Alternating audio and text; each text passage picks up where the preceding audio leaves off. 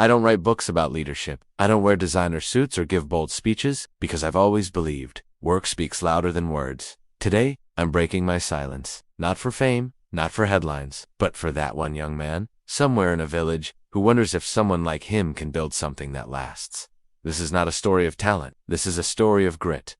Shall we begin? I was born in 1942 in Shunde, Guangdong province. A river town, quiet, humble, the kind of place where people didn't dream big, because survival itself was a full-time job. My father was a bricklayer. My mother worked in the fields. I was one of 8 children. We didn't have wealth. We didn't even have electricity most nights, but I had something inside me, a silent urge to build. As a boy, I would carve toys out of scrap wood. I'd fix broken radios just to see if I could.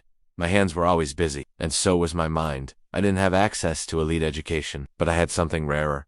Curiosity plus discipline. In 1968, I was 26. China was in chaos, political unrest, economic uncertainty, factories closing. But I looked around Shunde, and I saw something others missed.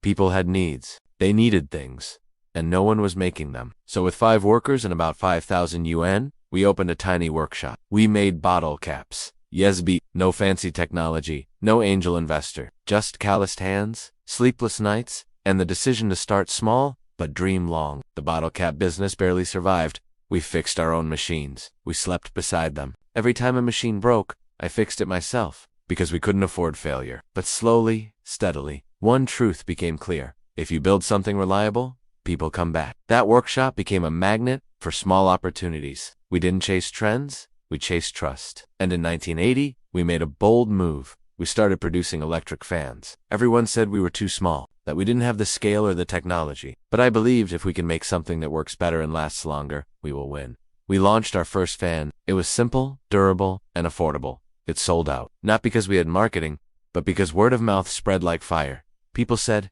"This fan, reliable." That was our first victory. From there, we moved into home appliances, water heaters, air conditioners, microwaves. Every step was harder than the last. We had no roadmap, no case studies, only trial and error every single day. But we had one strength. We listened to customers, to engineers, to the factory floor.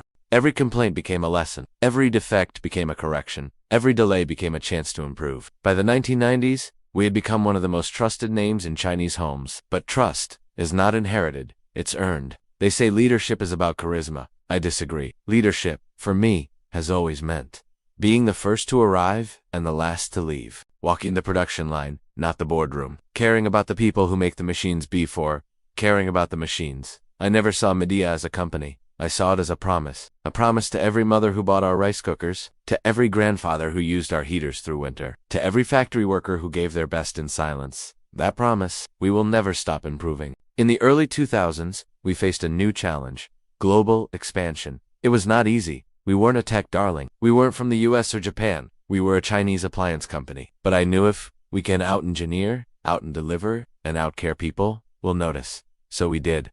We acquired Germany's KUKA Robotics. We expanded into Brazil, Egypt, Vietnam, the US. We entered automation, smart homes, and global AI labs. And slowly, quietly, Medea became one of the largest home appliance makers in the world. Not because of branding, but because we never stopped sweating the small stuff. People ask me why I stepped down in 2012. Weren't you still at your peak? Yes, maybe, but I had a rule. Never let your ego outlive your usefulness. It was time to pass the torch, to let the next generation take the company further. But I didn't disappear. I remained a silent advisor, watching, guiding, always asking one question: are we still solving real problems for real people? Because success is not a number. It's whether your work still matters. So, who am I? I am not famous. I don't trend. You won't find me on magazine covers. But you will find my legacy in the quiet hum of a ceiling fan, in the gentle warmth of a water heater in a rural home, in the steady rhythm of factories that built themselves up from nothing. I am Hexiang Zhen, founder of Medea, a worker's son who never stopped working. I didn't set out to build a corporation. I set out to build trust. And if one day a child opens an air conditioner, feels the cool air, and smiles, then that's my story, written in silence.